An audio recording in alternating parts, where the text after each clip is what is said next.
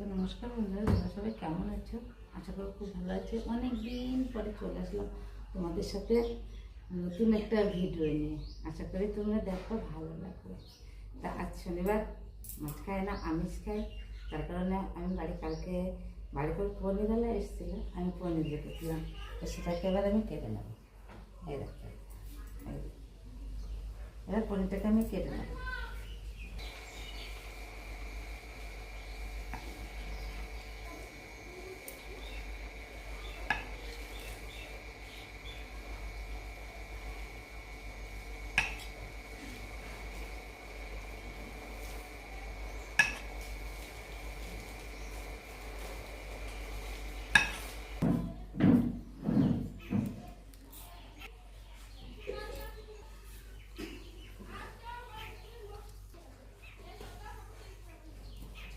কড়াইটা গরম হয়ে গেছে, তেল দিয়ে আলুটাকে আমি এবার ভেজে নেব।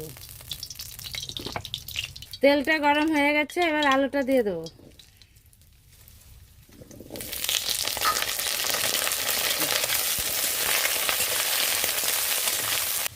আলুটা ভাজা আমার হয়ে গেছে, এই যে লাল লাল করে ভেজে নিয়েছি। এবার আমি আলুটাকে তুলে নেব।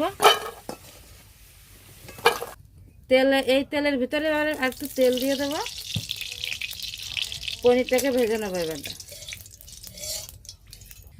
এই যে পনির, একটু আস্তে জাল দিয়ে না,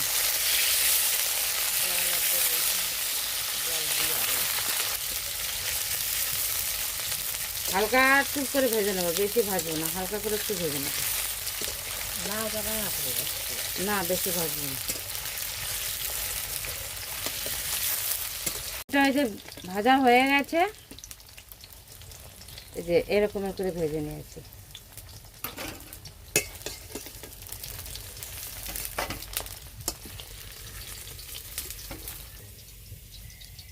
তেলটা গরম হয়ে গেছে, এবার দিয়ে দেবে জিরে। এক সম্বরা দিয়ে দেবো।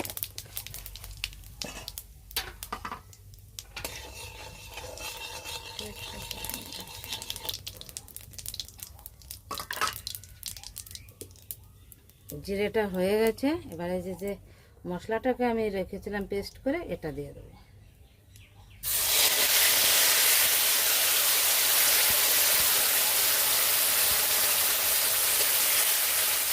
নিরামিষ পনির রান্না করছি। মশলাটাকে আমি এবারে ভালো করে কষে নেব। লবণ, হলুদ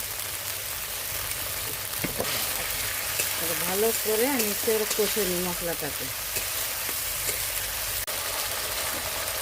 মশলাটা আমার কষে নেওয়া হয়ে গেছে, দেখো তেল ভেসে গেছে। এই যে এর ভিতরে আলু ভেজে রাখা আলুটা এই যে আমি দিয়ে দেবো। আলুর সাথে মশলাটা আমি ভালো করে কষে নেব। মশলা কষে নেওয়া হয়ে গেছে, এবার আমি পরিমাণ মতো জলটা দিয়ে দেবো।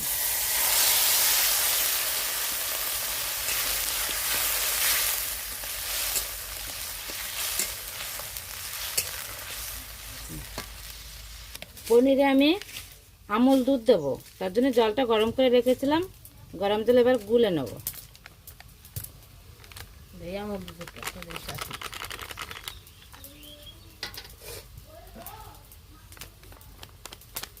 শাশুড়ি মা আবার একটু চাচ্ছে, দিয়ে দিলাম।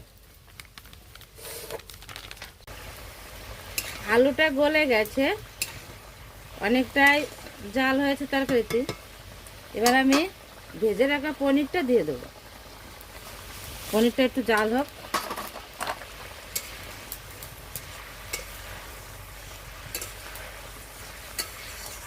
নিরামিষ পনির রান্না করছি, কেমন হয় বন্ধুরা অবশ্যই তোমরা দেখে আমাকে বলো।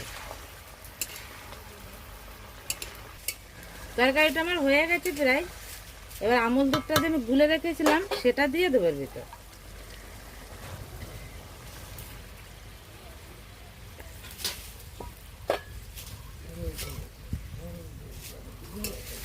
পনিরের কালারটা চলে আসছে এবার।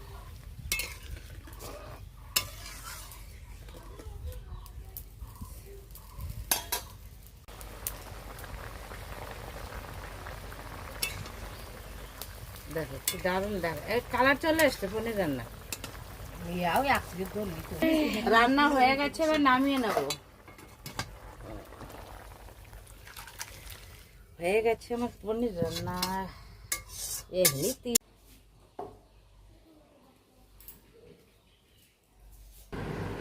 এবার খেয়ে দেখি কেমন রান্না করলাম।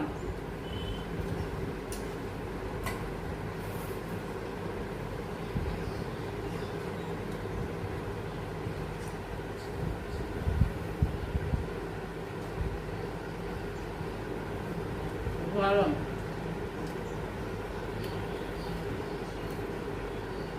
ভালো হয়েছে, বিশাল ভালো হয়েছে।